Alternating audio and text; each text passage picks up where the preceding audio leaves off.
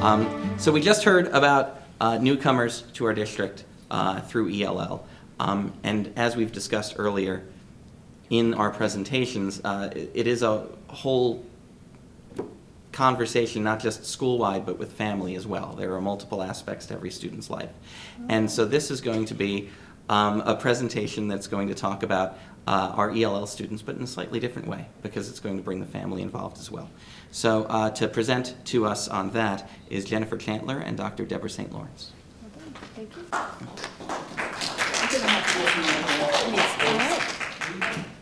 I'm going over here. I need to be able to see what I'm doing.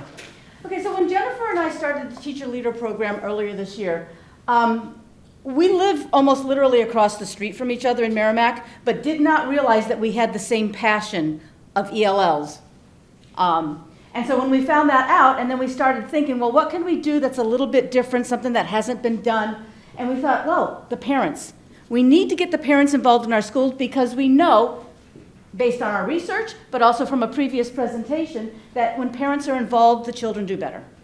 So our question, or our topic came to be that we wanted to educate the parents of our English language learners about the Nashua school system and the part they play. They come from other countries, they come from other communities. They don't know what is expected of them, what the American parents do for their children to help them be successful. We want our parents, our ELL parents, to have that same advantage. So of course we had to look at a little bit of the demographics and some percentiles. So we have roughly 1,210 ELL students, which is 11.3% of the Nashua School District. That's big.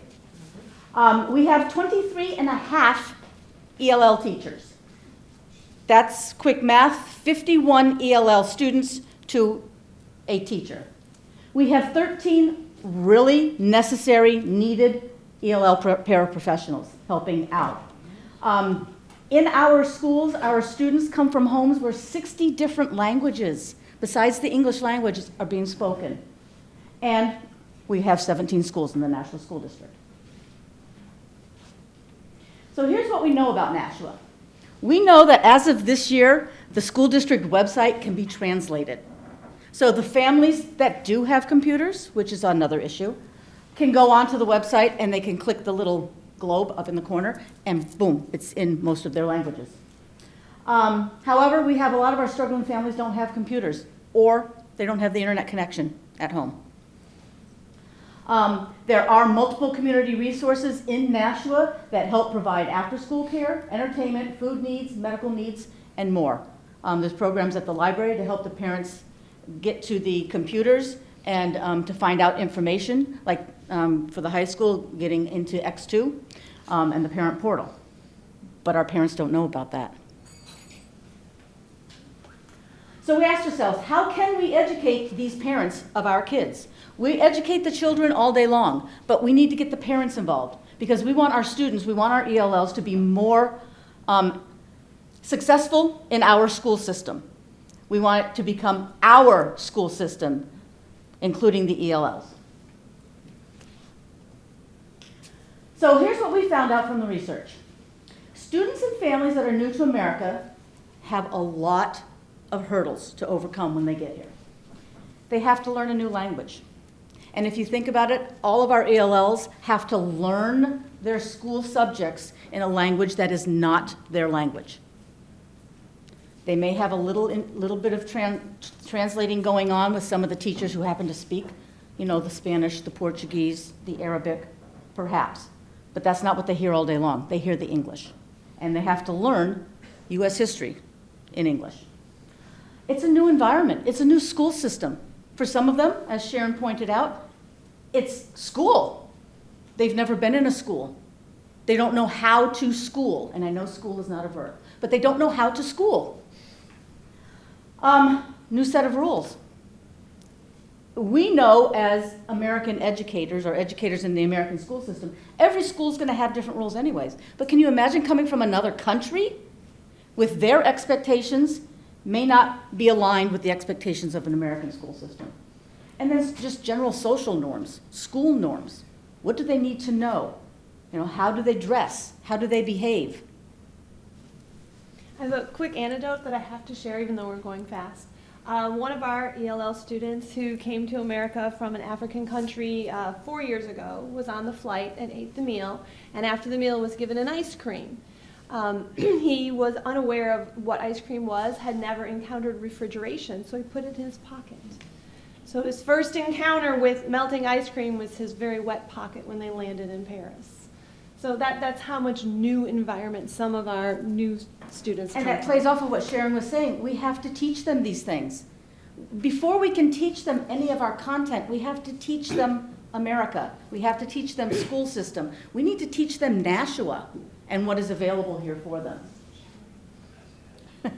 Hygiene. So here are some other pieces of information we did find. Nearly 1 in 3 U.S. children lives in a household where a language other than English is spoken. 1 in 3. Now, some of those are still quite proficient in the English language, but many of these are ELLs. Our ELLs come to school, and we were talking earlier about the attendance policy. I had a student tell me the other day, oh, I'm not going to be in school tomorrow. I have to go translate for my relative at the doctor's office. They're language brokers. That is a job being thrust upon them because they have come to our school system. We have taught them, and we have taught them well, but they have enough English, much more than their parents do, to go to the doctor's office, to go to the lawyer's office. You have a 14-year-old child doing this translating. Dual language learners have the potential to excel in an increasing diverse society. We know that students, people who speak more than one language, are the ones that are going to be hired in the workforce. They give a company extra because they can do something in 2 languages. However, the academic achievement of our ELLs is lagging behind all of our native English speakers. So 2 and 3 don't kind of go together. They have the potential, but they're lagging. So what is it? Parents, and it was alluded to earlier, it was spoken about earlier. Parents who are involved in their students' schools have a fewer behavioral problems, which we would all welcome, better academic performance, which we would love to see, because we love to see our students do well. And they are more likely to complete high school and graduate and move on to the workforce, to college, if the parents are involved. So,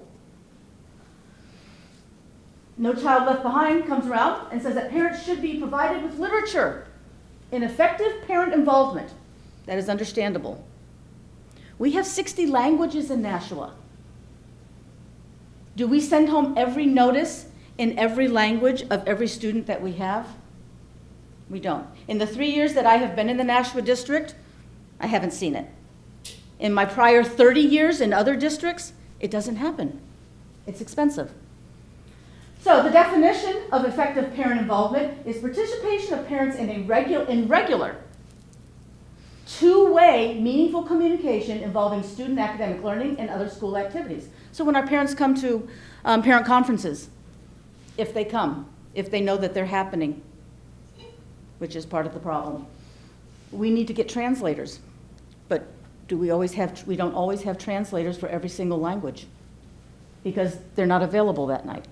We have as far as I know, 2 Swahili interpreters, but they're so busy that we're not going to get them all the time because other schools need them. So the National PTA Parents Guide to Student Success includes an overview of some of the key things a child will learn in English literacy class, ELA, math, and kindergarten through high school. It gives ideas of activities to help children to learn at home, now this is for the parents, and topics of discussion for talking to the child's teacher about academics. So what it does do also is it excludes any parent who doesn't speak the English language. They are completely excluded Spanish or English, or they don't have a familiarity about the pedagogy of the American school system. So then we went to the New York City Department of Education because we thought that's the largest school district in our nation. What do they offer our parents, our ELL parents? And it was very interesting. We found a 5-page single-space document. It is the Bill of Rights and the responsibilities. So I just highlighted a few of the responsibilities here, but more specifically, they're to send their children to school on time, regularly. They're supposed to read all paperwork that comes home. They're supposed to know what lessons are being addressed and to support their children at home by talking about these lessons that are being addressed. They're supposed to attend meetings, enter the building, following protocol, and keep the school updated with health issues and their addresses. And they're also supposed to support a positive home setting where education is a priority. But our parents don't know this information. They're unaware of this. So then we also went ahead and looked at the Lewiston School District. Maine, once again. Yes, Maine. And the reason we looked at that is because they had worked together with what do I have here? Their public education, the health care in the community, the refugee resettlement program, banking and financing, housing, income support, and legal resources all worked together starting in January of 2017 and completed their research findings in January 2016, December of 2017. And what they found out about Lewiston was that they do work a lot together, and they are supporting their refugees in many different levels. They have an immigration policy or they have a policy for the immigrants, and there are 5 points in which they try to do to help the immigrant population. And the way in which they are teaching their students, they have an 80% 5-year graduation rate out of ESOL. They're actually the piece of the Lewiston, Maine 65-page report that I found unsettling myself was their ESOL population has a higher high school graduation rate than the rest of that county's graduation rate. So what they're doing there at the ESOL students is working really well. They have a 6 on that WEDA. Maine required all ESL students to gain a 6.0 in all Right. domains before they tested out. Right, which is why it's probably taking them 5 years to do it, but when they're doing it, they are extremely proficient. They are extremely proficient. So with that information, go ahead, we started realizing we have a lot of whats. What should the school do? What can the parents do? What is available out there for families? But what we don't have is a how. How do parents get involved? How do parents step up to do these pieces? And how do we communicate this to any of our families? So we developed our own. So we developed our own very accessible, very practical, sustainable family involvement strategies and resources in a Newcomers guide. Every activity in our Newcomers guide is accessible, which means you are not limited to doing any of these because of your academics, your background academics, the knowing how to read or write even in your own home language, because some of our family members don't. So I'm going to walk through our guide, and I'm going to ask you to take 5 or 10 or 15 minutes to look through our guide and just see where our wisdom came from, and if you have suggestions or ideas on how to improve the guide, we'd appreciate it.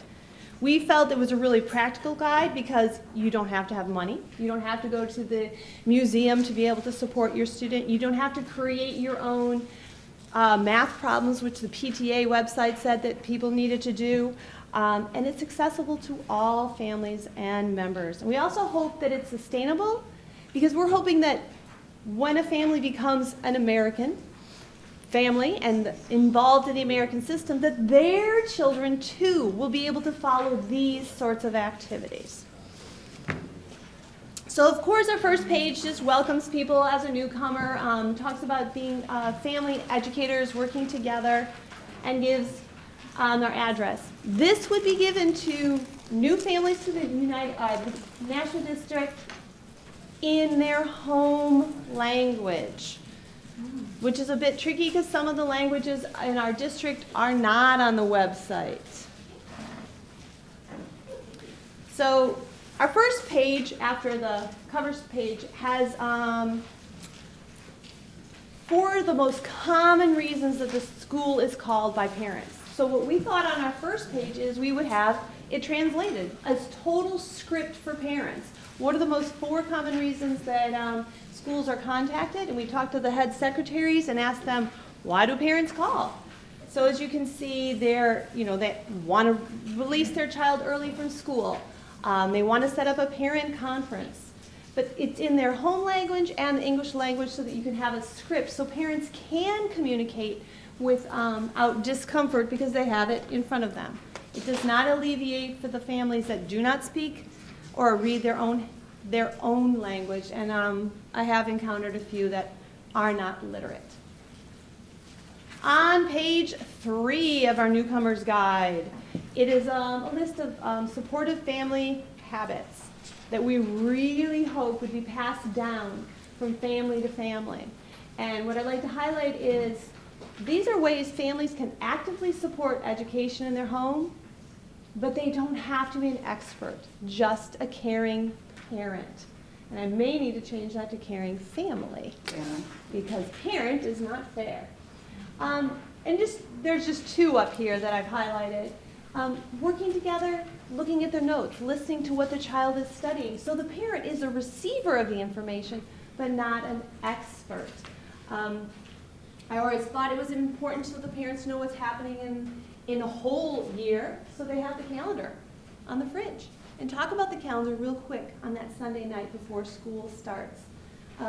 Everything in here that we've compulated together is meant not to intimidate parents. So if they are limited in their English language or they're limited in their knowledge of education, nothing in here should overwhelm them or intimidate them. Yeah, we're hoping that it will empower them. Exactly. So on page 4 of the packet, you'll see that we have listed a helpful school personnel, and I thought this was very important because if a family is new to the community, it would be nice to have one person to contact for the time that they're in elementary school. So that could be 5 or 6 years, or the 3 years they're in middle school, or the 4 years they're in high school. So that every year they're not changing to a new adult that's going to be their contact or their safe adult. And then we also added some common American customs. These help us and it helps them. I think the customs, my favorite one happens to be parents do clean out students' backpacks. I'm not sure how all families feel about that, but some of our non-ELL parents don't think that they have the right to go into their child's backpack, but they do, because they're empowered, they're in charge of helping their children be a successful student. And if you've ever cleaned out a backpack, we know it's necessary. Mm-hmm. Very necessary. And the next page, which would be page 5 of our guide, is the report cards.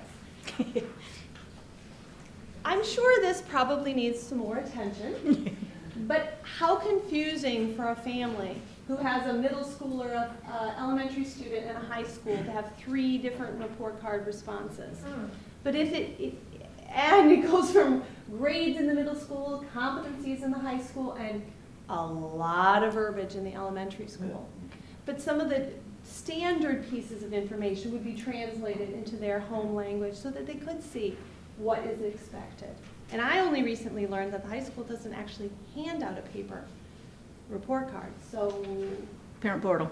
I did not. So we got to get our parents, we have to get our ELL parents on to computers, access to them, and get into the parent portal. Right. So if you look at page 6, we have the calendar, and then page 7, wisely, we added the Nashua Public Library card application. So families can go to the public library, get a public library card, which is very easy to get, and hopefully receive resources from the library. Our library has hundreds of resources and are very helpful. So thank you for taking 5. You can take 10, you can take 15. We have Otherwise, bags. my first block will be eating them on Monday. Yes. And we would really welcome your feedback on our guide. And if you could just send it to... You can write on the guide, Please. and then either hand it in to us now, or later. in our office it to mail. me, So, and I'll collect them all. questions? All right. Thank you. question. Yes? How many languages do you expect to be able to translate into? I would hope that we could do all 60 languages. The only language that I think is going to be most difficult is the one I can't say, Kinyarwanda. that one, because it's not on Google Translate. But we do have the interpreter, Yeah. We do have an interpreter So this for is that a super language. work in progress. We will go, I imagine our way of attacking this will be, we will take the language that is most spoken, start with that, and then just keep working down the list. Yeah. And that's what we're hoping to, again, come back next year and use our year-long teacher leader program to work on this. The New York City has 9 languages that are easy to click to see, but they do not have all the languages. And I learned when I was trying to translate our calendar, doesn't translate. And there's a date wrong on our calendar too, but we can address So that is this later. something that could be uploaded to the website? We still have the thing Yeah. where you can click and translate on the district Yeah. website. So Right. if this were in English and you could just translate the whole website, it would just. We would have to upload it and see if it would do an upload, if it would translate an upload, or if it only translates what's. Again, it's dependent on how families have computers in their Right, houses. right, which is why we would also have paper copies at registration. Right, yeah.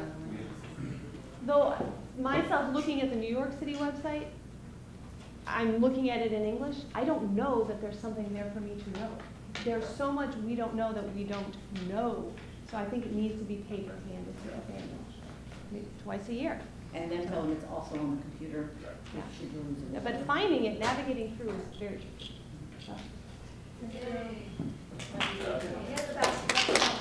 Hand the basket back around.